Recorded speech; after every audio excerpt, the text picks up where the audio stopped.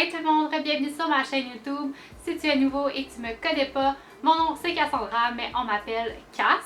Et aujourd'hui j'avais envie de vous faire une vidéo sur, roulement de tambour, le festival Food and Wine. Donc ce jeudi, le 27 juillet, le festival Food and Wine arrive à Epcot. Et aujourd'hui, je vais vous expliquer un peu c'est quoi le Food and Wine, qu'est-ce que vous pouvez retrouver dans ce festival-là. Donc on va commencer par la base. Le festival Food and Wine, c'est un festival à Epcot et c'est 100% gratuit. Seule chose, il faut avoir un billet pour le parc de Epcot, bien évidemment.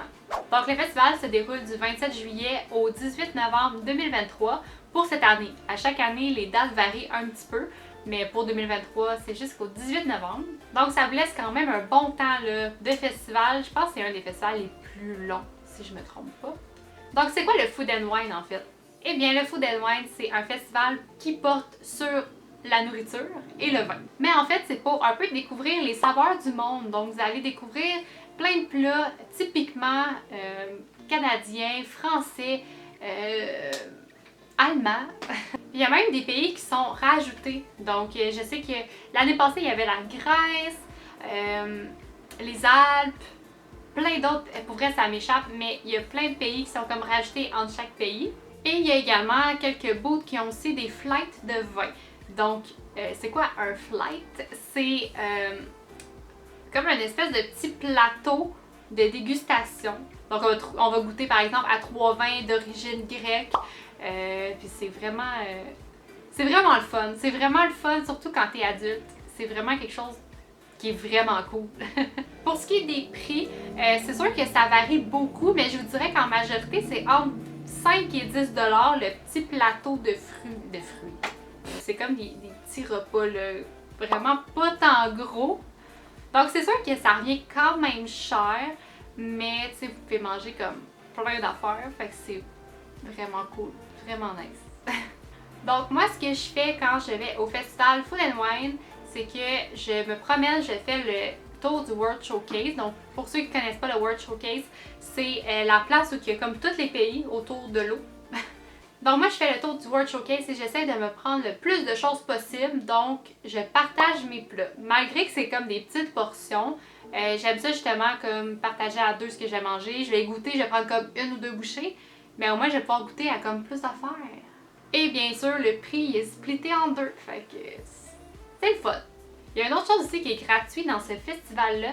C'est le Eat to the Beat. C'est des spectacles gratuits qui se donnent justement à Epcot.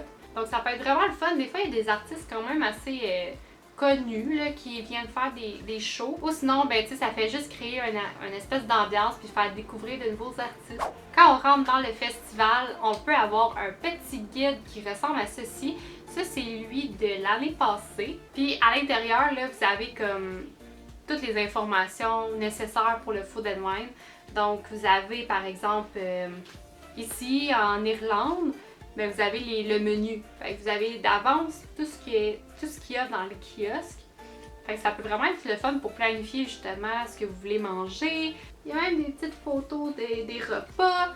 Donc ça peut être vraiment cool là, pour la planification. Puis ça fait un beau souvenir. Des fois j'aime ça juste le regarder et faire ça c'était bon.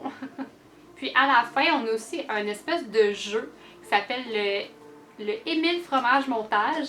Donc ça, c'est ici tu as la liste là, des restaurants qui sont participants. Donc c'est des repas que vous pouvez aller vous chercher qui est comme à base de fromage. Puis un coup que vous les avez toutes, ben, vous recevez un petit cadeau. C'était un Dole Whip qui était au gâteau de fromage à la fraise. Donc moi je l'avais pas fait, j'y ai pas goûté, mais il avait l'air vraiment bon. Dans le petit livre, on a également une section qui s'appelle Festival Flavor Adventure. Donc ça ressemble à ça. C'est un espèce de tableau, un petit jeu. Mettons ici, ça dit est-ce que tu veux manger sucré ou salé? Là, tu vas aller voir, ok, ben je vais aller manger salé, fruité ou avec comme des noix. Bon, puis là, ça va t'amener à un autre choix, blablabla. Puis là, tu suis, puis là, à la fin, ça va te donner quoi aller manger. C'était un strudel, mettons, aux pommes avec une sauce à la vanille qui était dans le pavillon de l'Allemagne. Donc, ça peut être le fun si jamais vous voulez, tu sais, vous savez pas trop quoi choisir. Ben ça vous aide un petit peu à vous guider. Et sinon, on a le Remy's Ratatouille Hide and Squeak, qu'il l'appelle. Dans le fond, c'est un peu comme un cherche et trouve. C'est super le fun pour les enfants. Ça coûte 9,99 américain. Quand vous l'achetez, dans le fond, c'est comme une espèce de tableau qui vous donne avec des collants, des autocollants. Vous devez trouver les ratatouilles qui se trouvent dans le Word Showcase. Puis dès que vous repérez un ratatouille, vous mettez un collant, puis vous allez pouvoir aller récupérer à la toute fin votre récompense.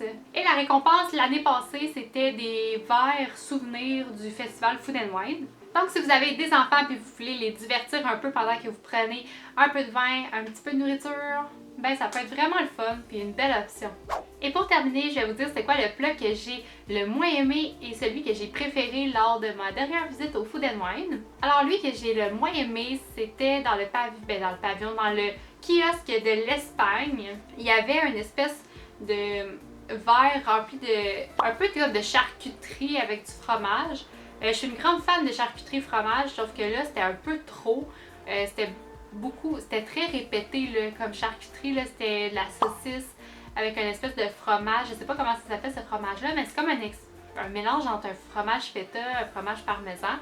Tu sais, tout était super bon, sauf que j'aurais mangé comme un de chaque et non le verre au complet.